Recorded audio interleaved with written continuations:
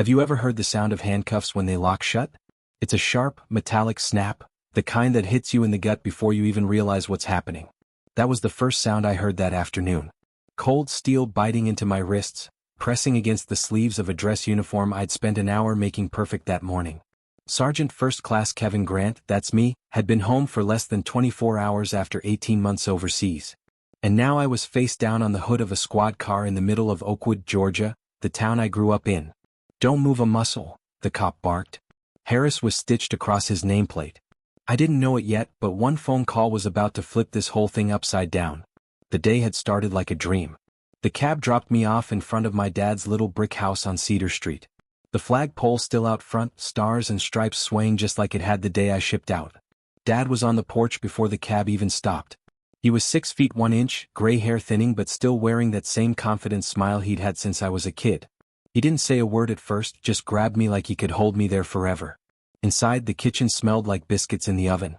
Sweet tea on the counter, cinnamon in the air. The kind of smells you remember even halfway across the world. We talked for hours about neighbors, about the high school football team, about the Henderson girl who'd come back from overseas a little different. "You different?" Dad asked, eyes searching mine. I thought about it. "Yeah, Dad, but not in a bad way. I know who I am now and I know what I stand for." By late afternoon, I decided to take a slow drive downtown, say hi to some folks, maybe swing by Turner's Grocery for an old-fashioned sandwich. The Toyota Corolla I'd left in my dad's driveway 18 months ago was still running. Bless him for keeping it alive. I rolled past the church, the basketball court, the same oak tree where I carved my initials when I was 10. Turner's Grocery hadn't changed. Same squeaky bell above the door. Same jars of penny candy lined up by the register. An old man, Turner. He lit up like the 4th of July when he saw me. "Well, I'll be Sergeant Grant. Look at those stripes, son." He came around the counter and hugged me like I was still that kid sneaking gumdrops when he wasn't looking. Other folks drifted over. Mrs. Henderson from Sunday school, a young dad telling his son, "That's a real American hero right there." And for a second it felt good, like I'd brought something back home besides dust and memories. I didn't notice the woman by the door. Tall, mid-30s, phone clutched like a lifeline. Her name, I'd later learn, was Lisa Thompson. She'd moved from a gated suburb in Atlanta a few months back. She didn't know me, didn't know anyone here. What she saw wasn't a hometown soldier catching up with his neighbors. It was a large black man in military clothes she couldn't place. And that was enough for her to decide something was wrong. I left the store with a bottled water and my sandwich, headed for the Corolla. And somewhere behind me, Lisa was dialing 911. "Suspicious person," she said. "Military-style outfit. I don't know what he's planning, but something feels off." Enter Officer Harris and his rookie partner, Miller. They didn't pull me over for speeding, I wasn't. They didn't say I'd run a stop sign, I hadn't. Just flashing lights in my rear view and that slow walk toward my window with a hand hovering near the gun. "Step out of the vehicle," Harris ordered. No greeting, no explanation. "Good afternoon, officer. May I ask what this is about?" I said, "Step out." "Don't make me repeat myself." I told him who I was. Sergeant First Class Kevin Grant, United States Army, just back from deployment. It didn't matter. 1 second I'm talking, the next my hands are behind my back, still clamped tight. The crowd that had seen me at Turner's 5 minutes ago was now gathering at the curb, phones out, recording. I kept my voice steady. "Sir, I haven't done anything wrong." Miller shifted uncomfortably. "Harris, those ribbons are real. That's an Army uniform." "I know what I'm doing," Harris snapped. Across the street, David Evans was closing his hardware store for the day. We played Little League together. He knew me before the service, before the deployments. He didn't come charging over. He just pulled out his phone, scrolled to a number, and said 4 words that would change everything. "Get me Colonel Wallace." See, Wallace wasn't just some name on paper. He'd been my commanding officer through 2 tours.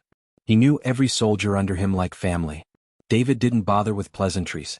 "Sir, Sergeant First Class Grant is in handcuffs on Main Street for no reason other than the color of his skin.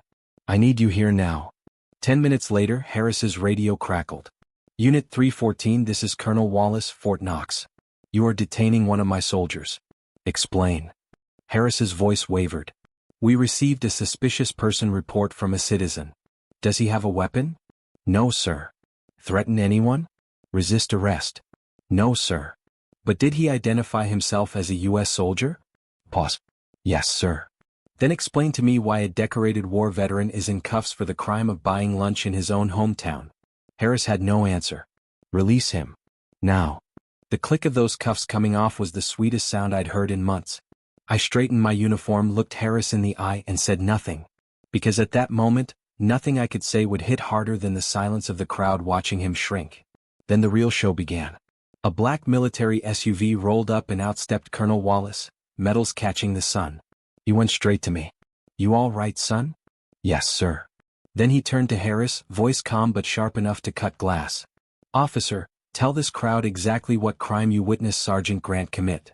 Harris opened his mouth, closed it again. The crowd leaned in. Phones were rolling. This wasn't a mistake, Wallace said finally. This was a choice.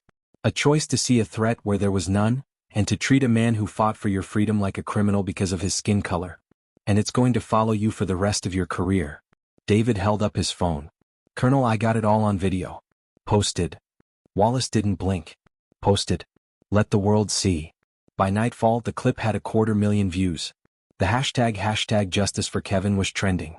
2 days later, Harris was sitting in the deputy chief's office, staring at a resignation letter and a folder full of past complaints. He signed, handed over his badge, and walked out into a future where every Google search of his name would pull up that video. That evening, I sat on my dad's porch, watching the sky turn purple over the pines. He brought me sweet tea, sat beside me in the rocker. How you feeling, son? Tired, Dad, but not broken. He nodded. What happened today wasn't about you. It was about fear and ignorance, and you didn't let it change who you are. I thought about all the fights I'd seen overseas. Ones you win with firepower, ones you win with grit. This one, we won it with a phone call, with the truth, with people who refuse to look away. You know, folks always talk about justice like it's some big machine you have to rally and march to get moving. But sometimes justice is just calling the right person, saying the right thing at the right time, and not backing down.